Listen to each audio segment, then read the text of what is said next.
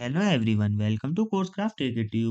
आज हम स्टार्ट कर रहे हैं essence of Indian traditional knowledge की यूनिट 3, जिसका नेम है इंडियन रिलीजन एंड फिलोसफी। तो चलिए स्टार्ट करते हैं। इसका फर्स्ट टॉपिक है meaning of religion. Religion is considered as the science of soul. Religion को साइंस ऑफ सोल भी माना जाता था, जिसका मतलब है सोल और स्पिरिचुअल लाइफ को समझने का एक तरीका। Morality and ethics are based on religion. Ancient India में मोरालिटी और एथिक्स ज्यादातर रिलीजन पर बेस्ड थे। Religion has played an important role in the life of Indian people since ancient times. Religion लोगों की डेली लाइफ का बहुत important part था। Religion took different forms according to different groups and communities. अलग अलग communities के according religion के भी अलग अलग फॉर्म थे। Religion in India was never tactic, it continuously evolve with time. Religion कभी स्टैटिक नहीं रहा, ये टाइम के साथ लगातार चेंज और इवॉल्व होता रहा। Indian spirituality is deeply rooted in ancient philosophical and religious traditions.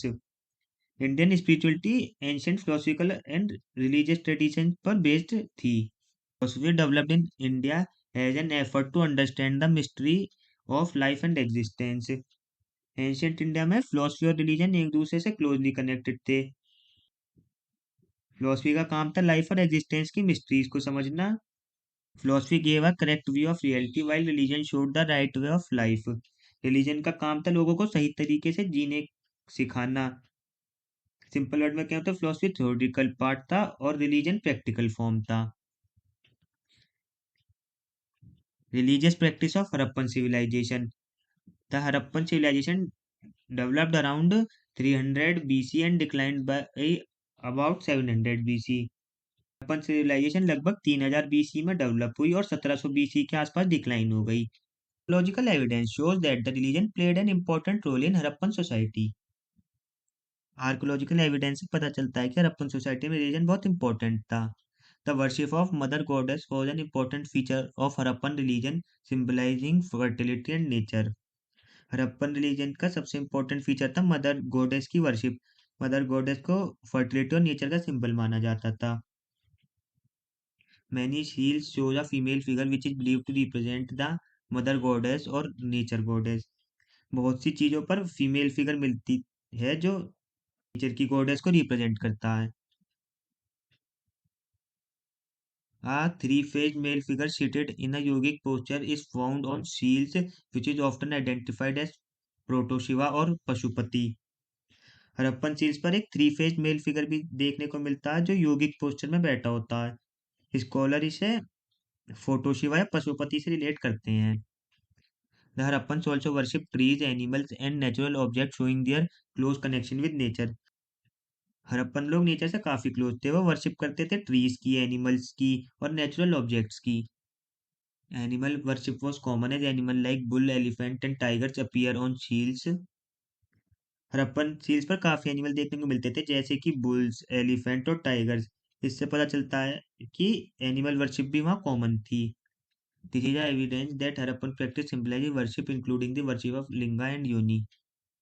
Harappan society में सिंबलिक वर्शिप होती थी। Six system of ancient Indian philosophy। Hindu philosophy includes six main philosophical systems that emerged in ancient India known as Shada Darshan। Ancient India में Hindu philosophy के छह main philosophical system develop हुए थे जिन्हें सादा दर्शन कहा जाता था। इनका मेन एम था लाइफ, यूनिवर्स और रियलिटी को समझना। Following are the summary of the six philosophical systems of Indian philosophy. Samkhya one of the oldest Indian philosophies. सबसे पुरानी फिलोसफीज में एक है सामख्या, जिसे शेख कपिला ने डेवलप किया था। इस फिलोसफी के अकॉर्डिंग यूनिवर्स दो एटर्नल रियलिटीज से बना है, पुरुषा स्पिरिटियस सोल, प्रकृति मैटर या फिजिकल वर्ल्ड। बाद में समाख्या का इन्फ्लुएंस कम हो गया क्योंकि वेदांता ने इसके कई आइडिया अडॉप्ट कर लिए। सेकंड है हमारा योगा। योगा सिस्टम को महर्षि पतंजलि से जोड़ा जाता है। योगा का मेन फोकस होता है माइंड और बॉडी की यूनिटी, स्पिरिचुअल डिसिप्लिन। योगा में 8 स्टेप्स बताए गए हैं जैसे कि आसन, ब्रीथिंग एक्सरसाइज, मेडिटेशन। इनका गोल होता है सेल्फ कंट्रोल और स्पिरिचुअल एनलाइटमेंट। थर्ड है हमारा वैशाखा फिलोसफी। विशाखा फिलोसफी से कनाडा ने दी थी। ये एक एटॉमिस्टिक फिलोसफी है, इसके अकॉर्डिंग पूरा यूनिवर्स छोटे छोटे इनविजिबल एटम से बना है। फोर्थ है हमारी न्याया। न्याया सिस्टम से गौतम ने डेवलप किया था। ये फिलोसफी फोकस करती है लॉजिक और रीजनिंग पर। न्याय कहता है सही नॉलेज पाने के लिए एविडेंस और प्रूफ जरूरी होता है। फिफ्थ है हमारा पूर्वामीमांसा। पूर्वामीमांसा फिलोसफी से एक जेमिनी ने डेवलप की थी। ये मेनली फोकस करती है वैदिक रिचुअल्स, ड्यूटी और कर्मा पर। इसके अकॉर्डिंग धर्म फॉलो करना यूनिवर्स के ऑर्डर को मेंटेन करना होता है। हमारी सिक्स्थ है वेदांता या उत्तरामीमांसा। वेदांता फिलोसफी सेज वदरायना से जुड़ी जाती है। ये फिलोसफी वेदास के लास्ट पार्ट को एक्सप्लेन करती है और अल्टीमेट रियलिटी को समझाने की कोशिश करती है। ये मेनली बेस्ड है उपनिषद पर और ब्रह्मा सूत्रास पर। उपनिषद का फोकस होता है मेडिटेशन और सेल्फ रियलाइजेशन पर। अब हमारा नेक्स्ट टॉपिक है overview of Jainism. Jainism is considered an ancient eternal religion retold through 24 tirthankars.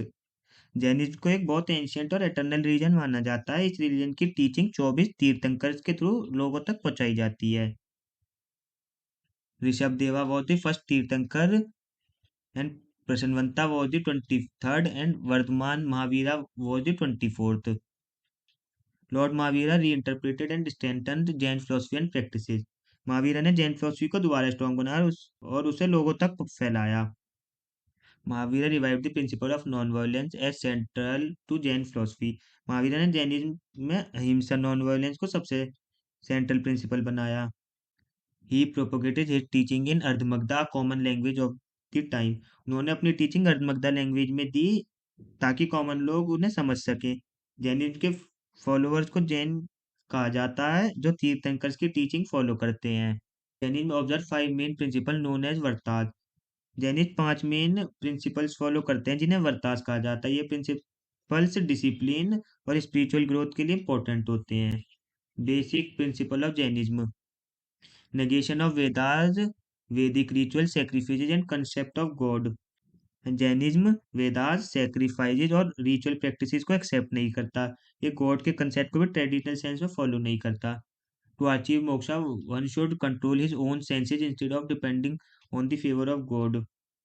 Jainism के अकॉर्डिंग मोक्ष पाने के लिए इंसान को अपने सेंसेस और डिजायर को कंट्रोल करना होता है, ना कि गॉड की कृपा पर डिपेंड रहना पड़ता है।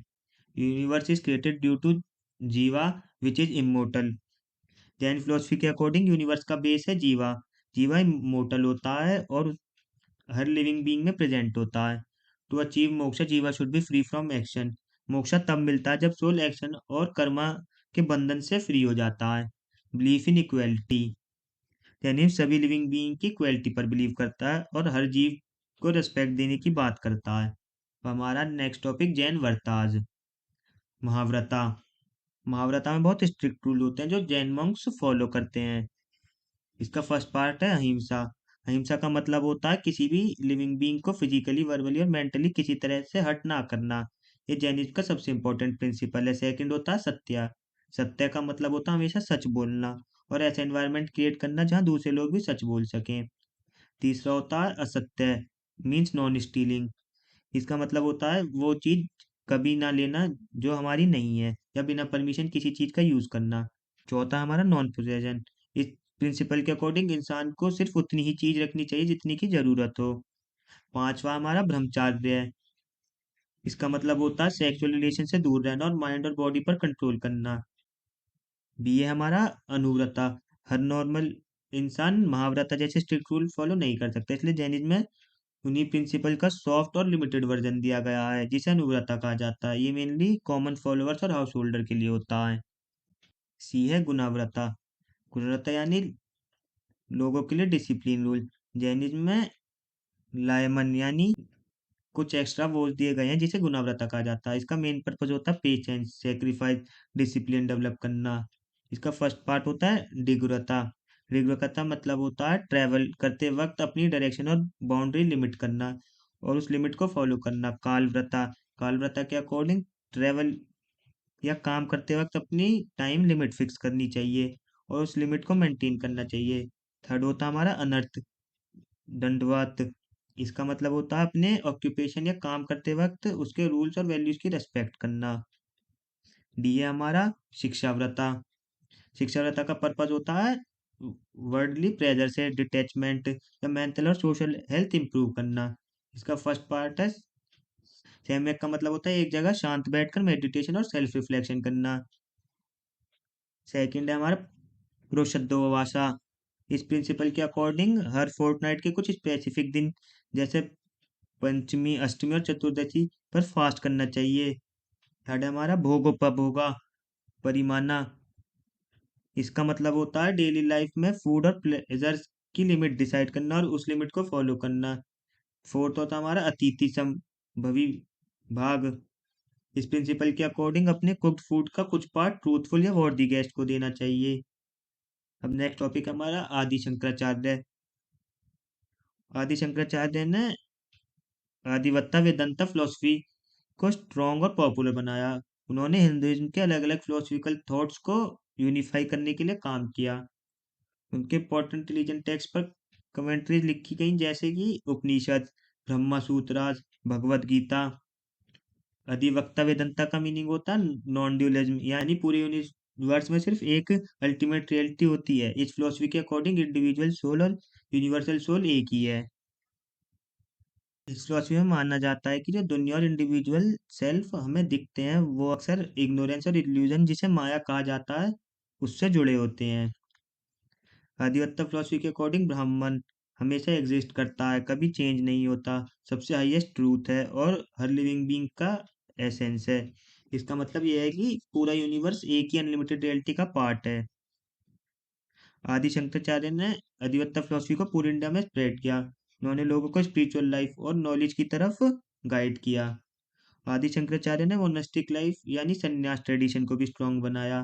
उन्होंने इंडिया के अलग अलग सेक्रेट प्लेस पर माथाज मोनेस्ट्रीज स्टैब्लिश किए जिन्हें स्पिरिचुअल एजुकेशन और टीचिंग देने के काम में यूज किया जाता है। अब हमारा नेक्स्ट टॉपिक है लाइफ ऑफ गौतम बुद्धा। गौतम बुद्धा, जिनका असली नाम सिद्धार्था था, बुद्धिज्म के फाउंडर माने जाते हैं। उनका जन्म लुम्बी, आज के टाइम में नेपाल में हुआ था। सिद्धार्थ एक प्रिंस थे। उनके फादर थे किंग सुबोधोना और मदर थी क्वीन माया देवी। उनकी लाइफ पैलेस में बहुत लग्जरी और कंफर्ट में गुजर रही थी। एक दिन सिद्धार्थ ने लाइफ की हार्श रियलिटी देखी, दुख, बीमारी, बुढ़ापा और डेथ। इन सब चीजों को देखकर उन्होंने पैलेस छोड़ दिया और एनलाइटमेंट की तलाश में निकल गए। 35 साल की एज में सिद्धार्थ ने एनलाइटमेंट अचीव किया, एक बोधि ट्री के नीचे बोध गया में।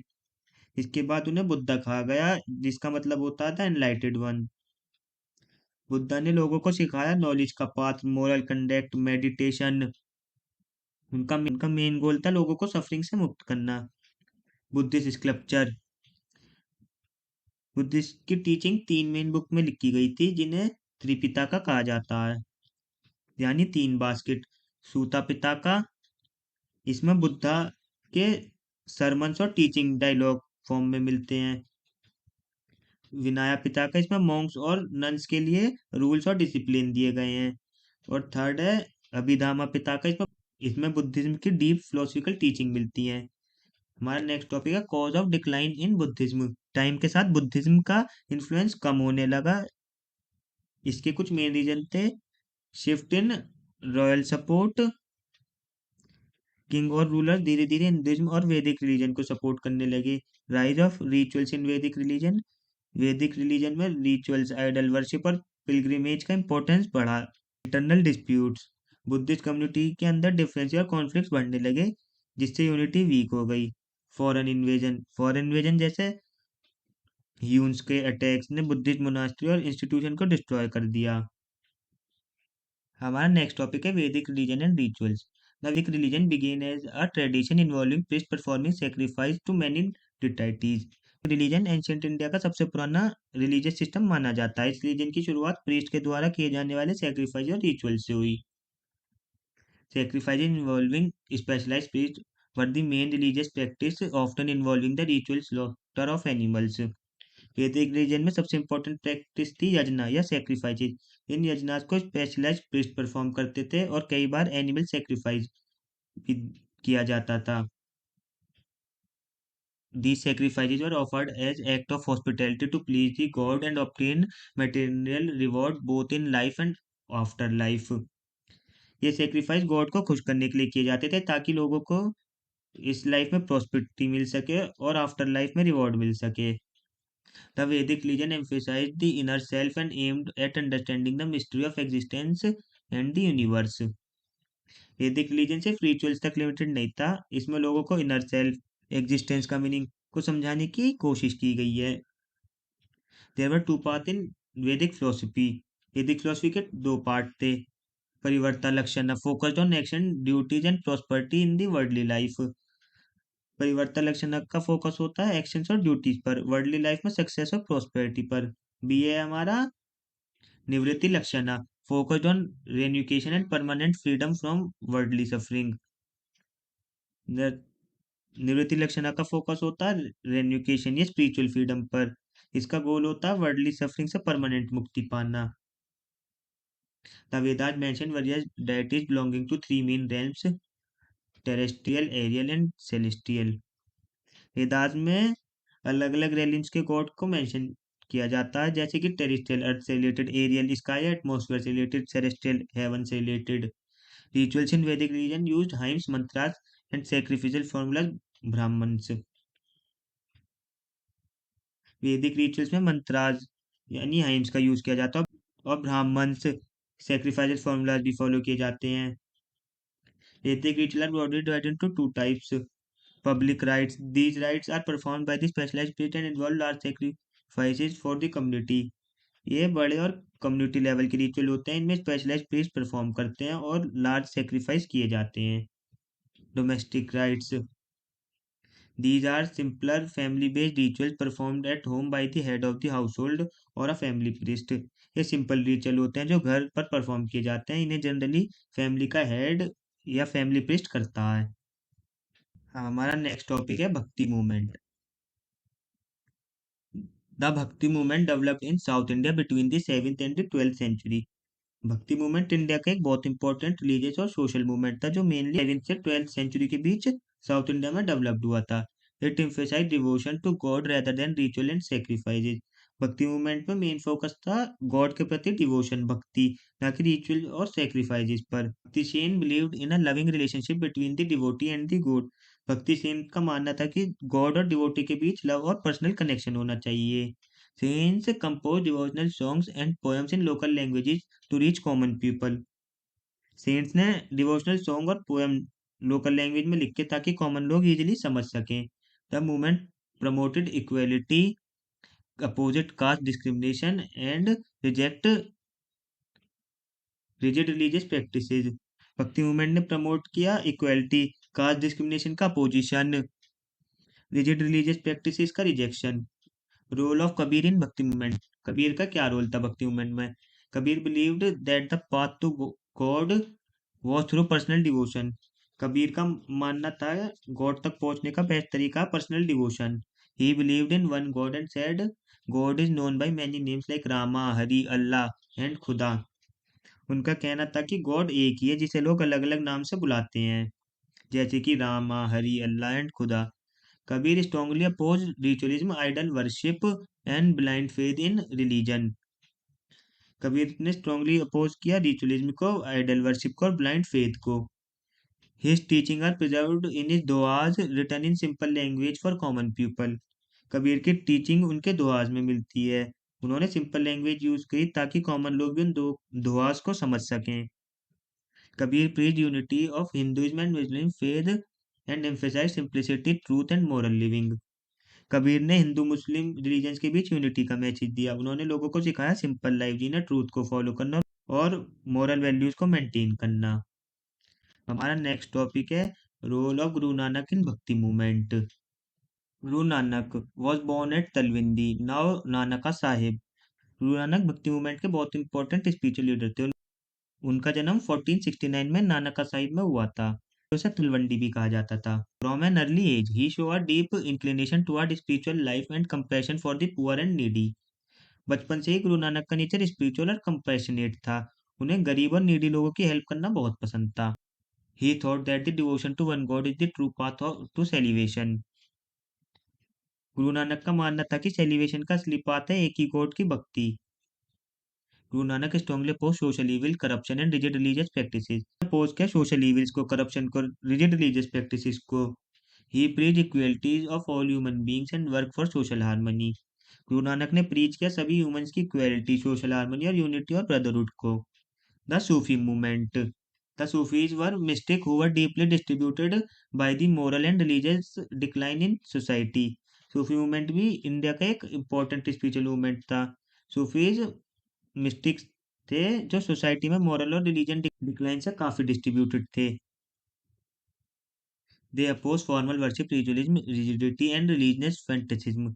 सूफीज ने फॉर्मल वर्शिप, रिलीजियस फैंटेसिज्म और रिचुअलिज्म का अपोज किया।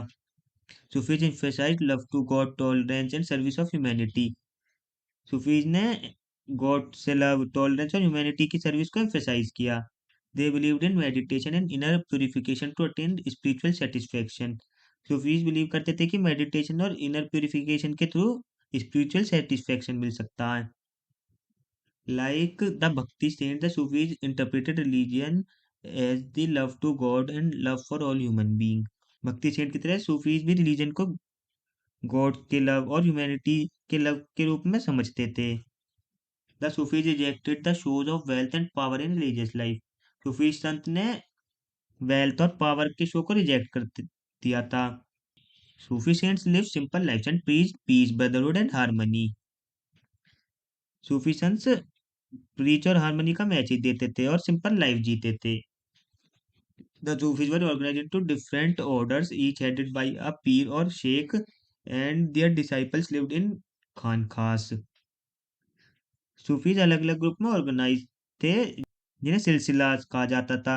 हर सिलसिला का एक लीडर होता था, पीर या शेख। हमारा नेक्स्ट टॉपिक है various philosophical doctrines. Hindu philosophy, वैदिक philosophy. In the Rig Veda period, religion began with worship of various gods representing natural forces.